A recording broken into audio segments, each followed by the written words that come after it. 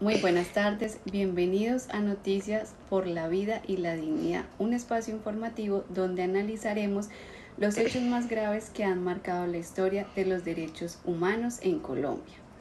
Iniciamos con una de las estrategias humanitarias más grandes del país, el desplazamiento forzado, una práctica utilizada como estrategia de guerra durante décadas por grupos armados ilegales. Según la Comisión para el Esclarecimiento de la Verdad, más de 8 millones de personas fueron obligadas a abandonar sus hogares, convirtiendo a Colombia en uno de los países con mayor número de desplazados en el mundo. El desplazamiento no fue un daño colateral, sino una estrategia para controlar territorios, despojar tierras, romper procesos comunitarios e imponer el miedo. Desde el punto de vista jurídico, esta práctica vulnera derechos fundamentales como la vida digna, el trabajo, la vivienda, la libertad de circulación y la unión familiar. Además, el derecho internacional humanitario prohíbe expresamente el desplazamiento de civiles, salvo por razones de seguridad extrema.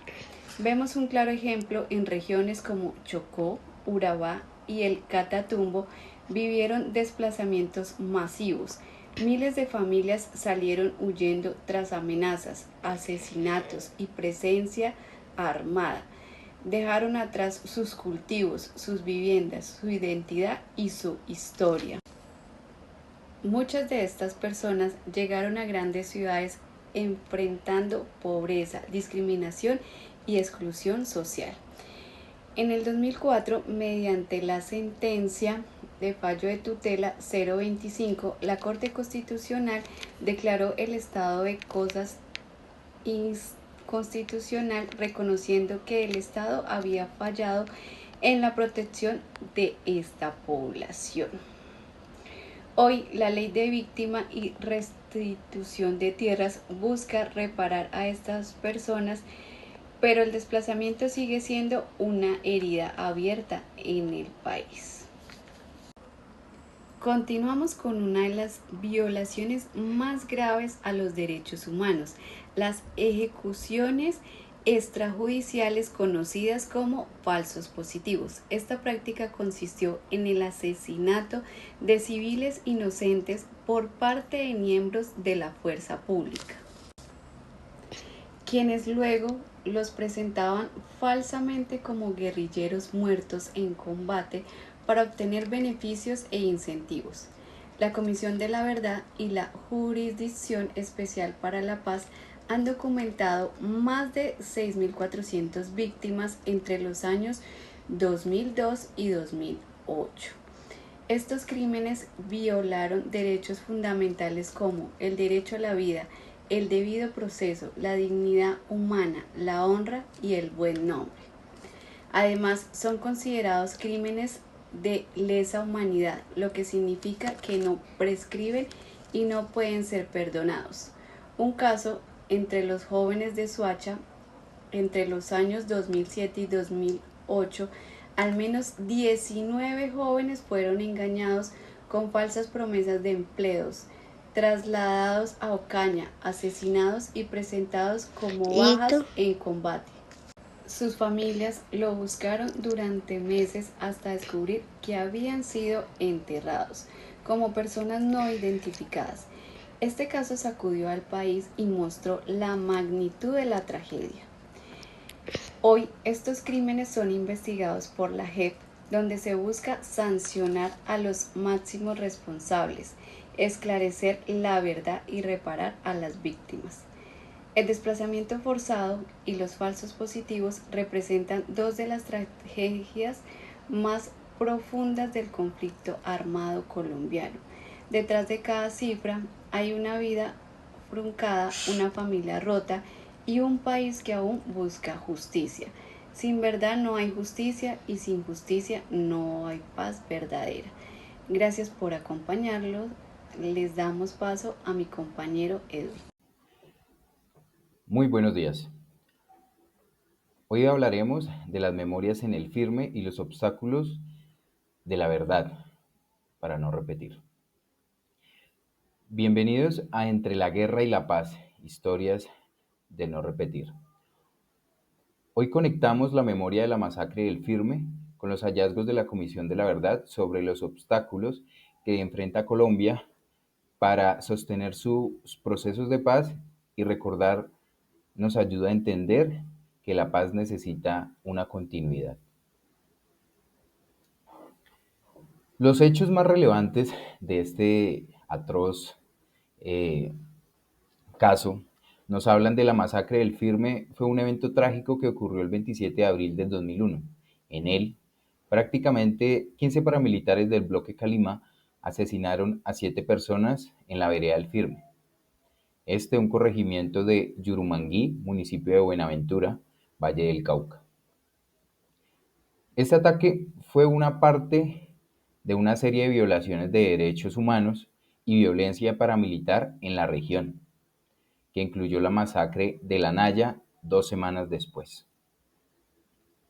La comunidad afrodescendiente de Yurumangui vivió la violencia extrema, estuvo desplazada por la guerra y sufrió múltiples persecuciones, estigmatización, desapariciones forzosas y homicidios, además de afectaciones territoriales que transformaron profundamente la cuenca del río Yurumangui.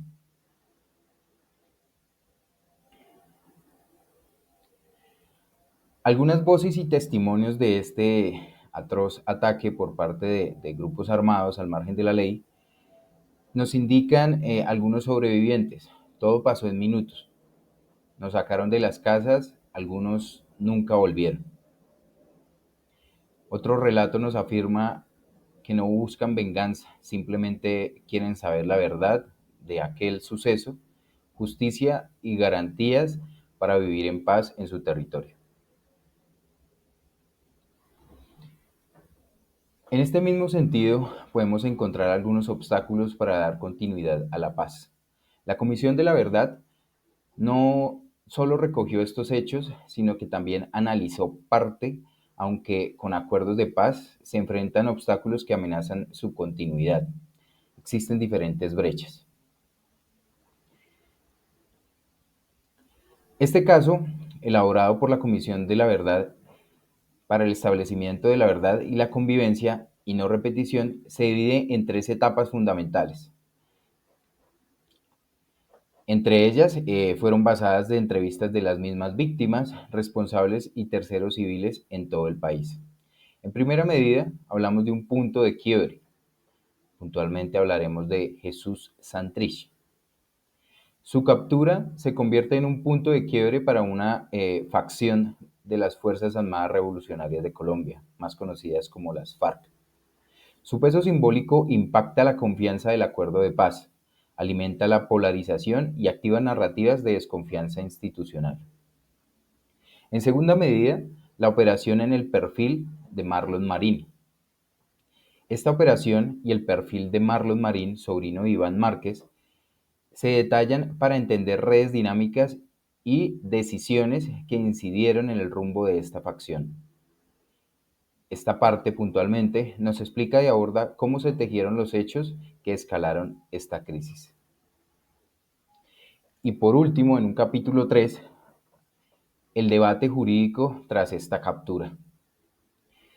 Se narra el debate jurídico que siguió disputas por competencias de interpretación de pruebas, tiempos del proceso y su impacto en la opinión pública, puntualmente en la implementación. El caso muestra cómo las controversias legales también condicionan la constitución de la paz.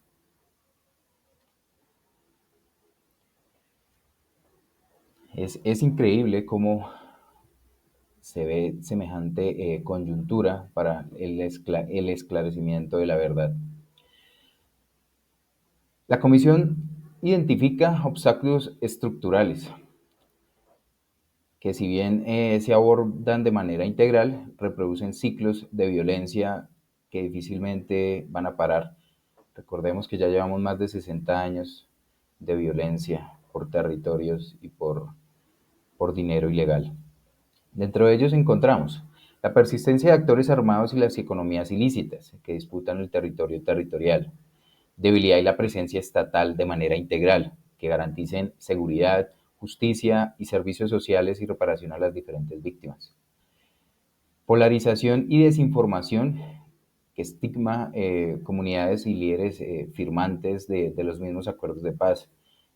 Aquí hablamos de los diferentes líderes sociales que son asesinados por simplemente querer cambiar el rumbo del país. Riesgos y falta de garantía de seguridad. Es increíble cómo para las víctimas, liderazgos y personas de reincorporación, simplemente su salida es la ley del silencio. Implementación fragmentada y lenta en los acuerdos. Aquí podemos ver cómo de una u otra manera se dilatan mucho los procesos y prácticamente nunca llegan a un feliz término en poco tiempo. Territorios como el de Yumangui muestran cómo el control armado, el desplazamiento y la configuración violenta del territorio debilitan la paz. Sin memoria, verdad y presencia estatal efectiva, simplemente no habrán garantías y no repetición. Aprender del pasado, como en el firme, es clave fundamental para sostener y poder darle continuidad a la paz en el presente. Recordar el acto de justicia, sostener la paz, requiere proteger quienes construyen y cerrar brechas en los diferentes territorios y cumplir los acuerdos con participación de las mismas comunidades. Es importante desde cualquier posición socioeconómica del país que se considera urgente para asegurar esta continuidad de paz y de esta manera poder llegar a un espacio y a unos territorios en armonía. Muchas gracias.